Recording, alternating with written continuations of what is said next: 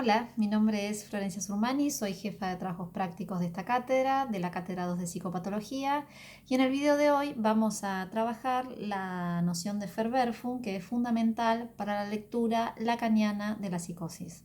Como bibliografía voy a tomar del seminario 3, el escrito de una cuestión preliminar a todo tratamiento posible de la psicosis, el comentario de Jean Hippolyte sobre la Verneinung de Freud, sobre la negación, y la respuesta a dicho comentario que Lacan realiza y que lo pueden encontrar en los escritos. También voy a trabajar el texto de Fabian Schechmann, de la negación al seminario 3, que lo pueden encontrar en el libro de la cátedra Elaboraciones lacanianas de la psicosis. Al ocuparnos de la Verwerfung, nos ocupamos del mecanismo de la psicosis que atañe a lo que ustedes van a trabajar como el eje sincrónico, es decir, la estructura. El poder ubicar el mecanismo nos permitirá precisar la diferencia estructural entre neurosis y psicosis y en consecuencia poder realizar un diagnóstico diferencial.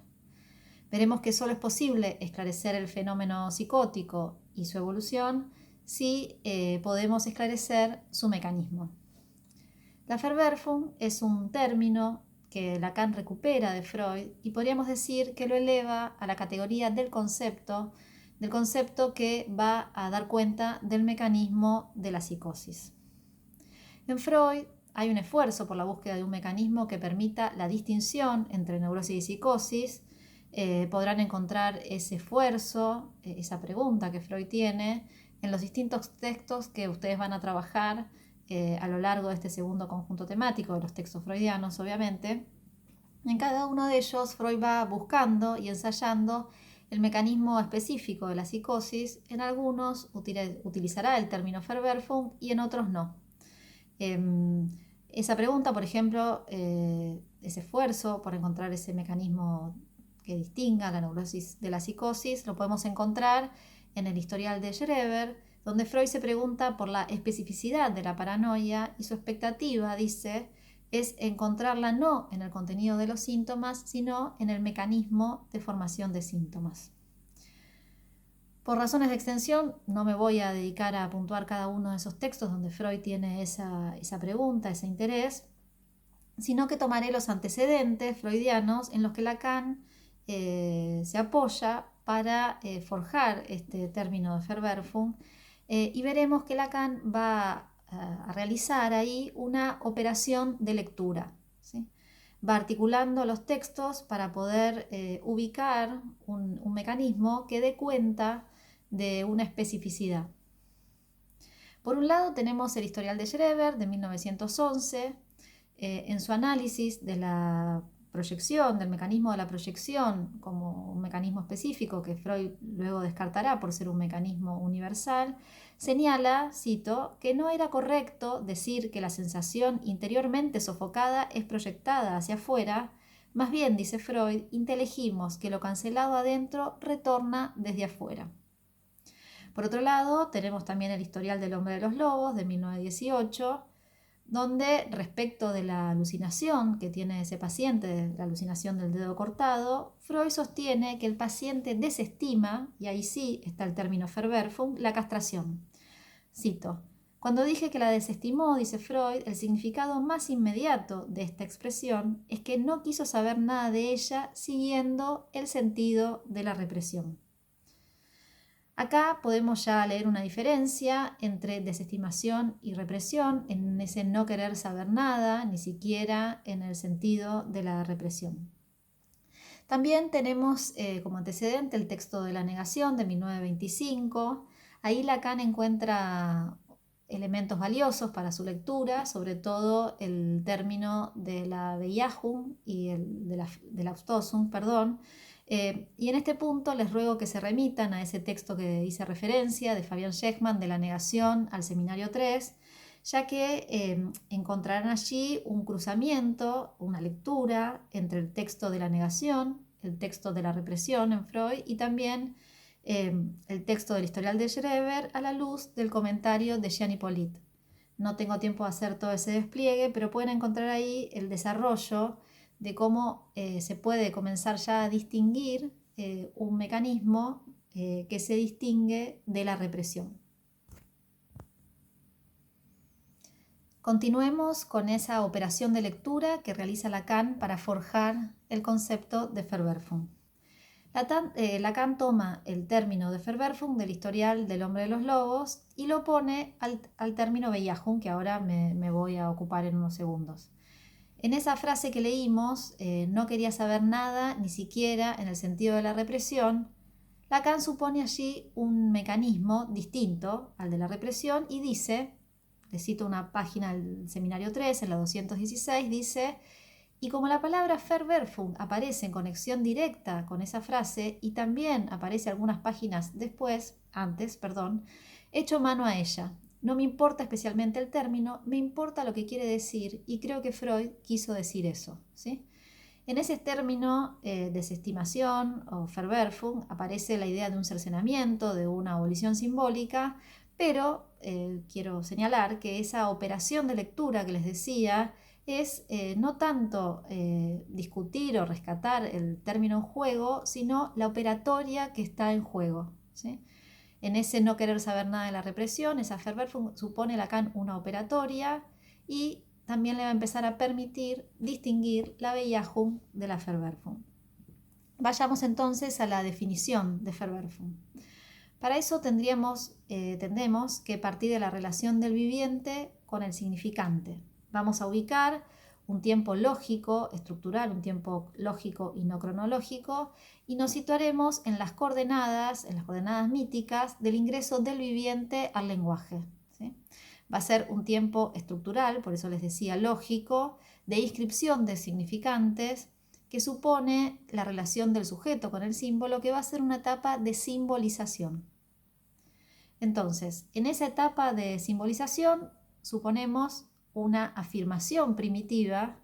Esta afirmación supone la admisión de significantes en el campo del otro con mayúsculas, como estuvieron viendo, y entonces esa afirmación primitiva o esa afirmación primordial, esa admisión de significantes en el conjunto de lo simbólico, lo vamos a llamar, así lo toma Lacan de Freud, la Bejahung.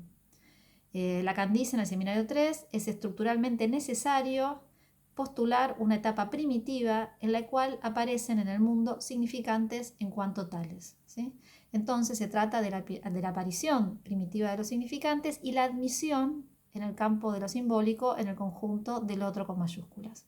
Veremos después que si un significante se admite, podrá tener un destino particular, sobre todo el destino de la represión. Ahora bien, Lacan dice que esta admisión, que parte de esta admisión de la simbolización, puede no ser llevada a cabo, ¿sí? Lacan dice en el Seminario 3, algo primordial en lo tocante al ser del sujeto no entra en la simbolización. Entonces ya no tenemos una admisión, una afirmación, sino se trata ahora de un rechazo, de un rehusamiento, de una expulsión, y ahí vamos a usar el término con Lacan Verwerfung. Entonces tenemos por un lado la Bejahung, la afirmación primordial, la inscripción en el campo del significante, y la Verwerfung como este rechazo, esta expulsión. Vamos a ver, va a ser la expulsión de un significante primordial en la psicosis a las tinieblas, dice Lacan, a las tinieblas exteriores del cuerpo del significante. Bien, significante que a partir de ese momento faltará a nivel de lo simbólico. Entonces, en el Seminario 3, Lacan supone que hay Bejahung o Verwerfung. Un significante se inscribe o se rechaza o se expulsa. Entonces podemos decir que la Bejahung, esta simbolización o esta afirmación primordial, es una operación que se da en todas las estructuras, ¿sí? En la psicosis hay simbolización primordial, se inscriben significantes, no hay nadie que esté por fuera del lenguaje, no hay sujeto hablante que esté por fuera del lenguaje. Es más, podríamos decir que se puede notar el padecimiento que supone la sujeción al lenguaje en la psicosis, en cualquier fenómeno elemental, por ejemplo en la palabra impuesta o en la alucinación verbal. Retomo entonces, en la psicosis hay afirmación primordial, hay Bejahung, ¿sí? Lo que va a precisar Lacan es que en la psicosis no se inscribe el nombre del padre. Entonces, así como la Bejahung es una operación que uno podría decir es transestructural porque se supone la inscripción de significantes, Hay también en otras estructuras lo que no se inscribe, ¿sí? La Verwerfung también se puede usar en un término amplio, en un uso amplio del término Verwerfung, en donde en este tiempo fundante del aparato psíquico hay significantes que no se inscriben, ¿sí? No hay conjunto del otro, no hay conjunto de lo simbólico que esté completo. Podríamos ubicar con Freud la representación de la mujer o de la muerte, ¿sí? En lo simbólico. El significante de la mujer y de la muerte no se inscriben, pero ahí no se trata de psicosis, ¿sí? Entonces, en las tres estructuras clínicas hay significantes que se admiten y significantes que no. Entonces, ¿qué es lo específico del mecanismo de la psicosis? Lo específico, lo que Lacan va a precisar, es que de lo que se trata es de la Verwerfung del nombre del padre, ese significante primordial que ustedes trabajaron el conjunto temático pasado. En la psicosis entonces hay Beyahun, lo que no hay es Beyahun del nombre del padre. O, como dice Lacan en la cuestión preliminar, en la psicosis se trata de la ausencia de Beyahun del nombre del padre, o dicho de otro modo, se trata de la Verwerfung del nombre del padre. Entonces, tenemos aquí ya no un uso amplio de la Verwerfung, sino un uso restringido que se refiere a la Verwerfung del nombre del padre que atañe al mecanismo de la psicosis. Cito como lo dice Lacan en el seminario 5. Puede haber, dice, en la cadena de los significantes un significante o una letra que falte, que siempre falte en la tipografía.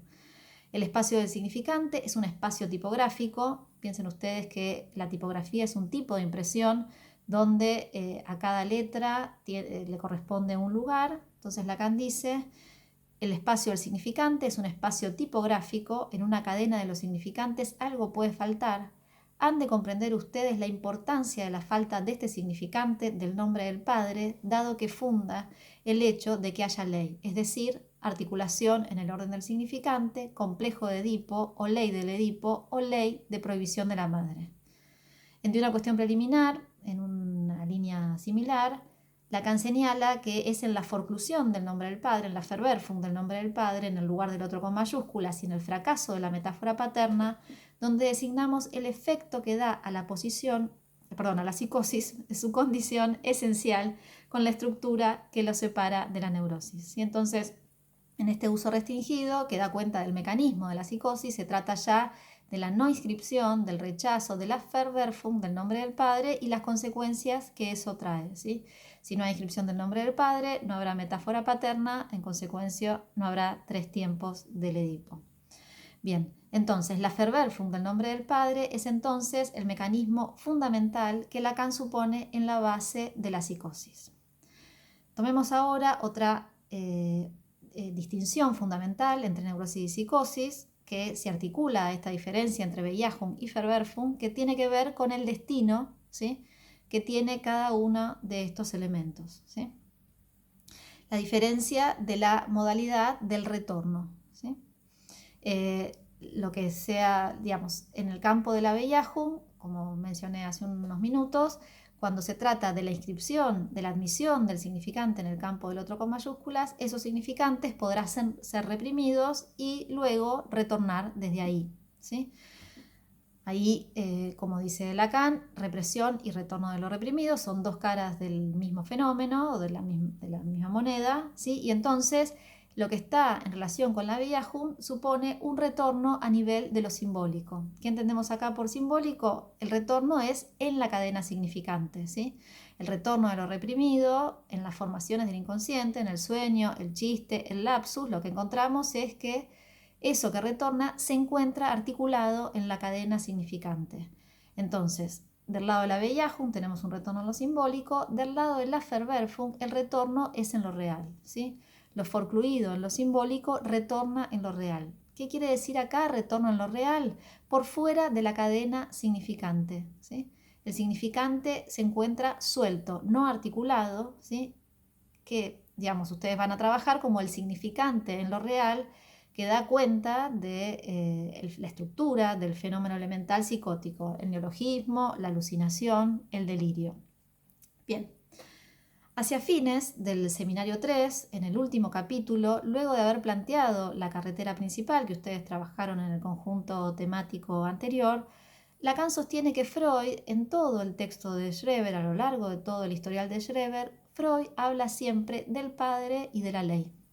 Es en ese contexto que Lacan propone adoptar definitivamente la traducción que cree mejor para el término Verwerfung, que va a ser el término forclusión, ¿sí? Ahí tenemos otra vez esa operación de lectura, ¿sí? No es una traducción literal, ¿sí? Pero efectivamente ahí vemos otra vez esta operación de lectura que Lacan hace respecto del término freudiano. La forclusión es un término que en castellano no tiene un equivalente exacto, se traduce por preclusión. Incluso, de hecho, ustedes van a encontrar en muchos textos esa traducción, preclusión en lugar de forclusión. La forclusión, ahí se ubica así también por la nota del traductor en el seminario 3, es un término que se toma del francés y tiene dos acepciones. Por un lado, en derecho, ¿sí? Es un término que inicialmente se usa en el término del derecho, que está compuesto por dos palabras en latín, que es foris, que es fuero, ¿sí? Y claudere, que supone cerrar, ¿sí? Entonces, en derecho supone el vencimiento de una facultad o derecho no ejercido en los plazos prescritos, ¿sí? O sea, algo que no se ha realizado en el tiempo correcto, es decir, que queda fuera del plazo y entonces no se permite el ingreso, ¿sí? Y figurativamente, forclusión también supone exclusión forzada, imposibilidad de entrar, de participar. Entonces, como señalamos anteriormente, hay un uso amplio del término Verwerfung, en tanto no inscripción de ciertos significantes, y un uso restringido, ¿sí? Aquel que da cuenta de la no inscripción del nombre del padre y que está en la base del mecanismo de la psicosis. Entonces, en relación al mecanismo de la psicosis, podemos ubicar la no inscripción o la forclusión del nombre del padre y esta frase que ustedes van a poder trabajar, que es lo forcluido en lo simbólico retorna en lo real. Bien, pero también podemos señalar que encontramos en Lacan otros usos del término Verwerfung. Por un lado, muy tempranamente en el seminario 5, la Verwerfung, que así lo dice él, que atañe a la mascarada femenina, en tanto la mujer se identifica con el significante fálico, se identifica con el significante del deseo del otro, y Lacan ubica ahí una Verwerfung, un profundo rechazo, dice, una profunda ajenidad en cuanto ser y en cuanto a lo que atañe a su cuerpo, en el deber parecer de la mascarada femenina, ¿sí? Y por otro lado también encontramos el uso de la Verwerfung cuando Lacan señala la Verwerfung de las cosas del amor, la Verwerfung de la castración, que supone el pseudo discurso capitalista, cuestiones que trabajaremos más adelante en la materia.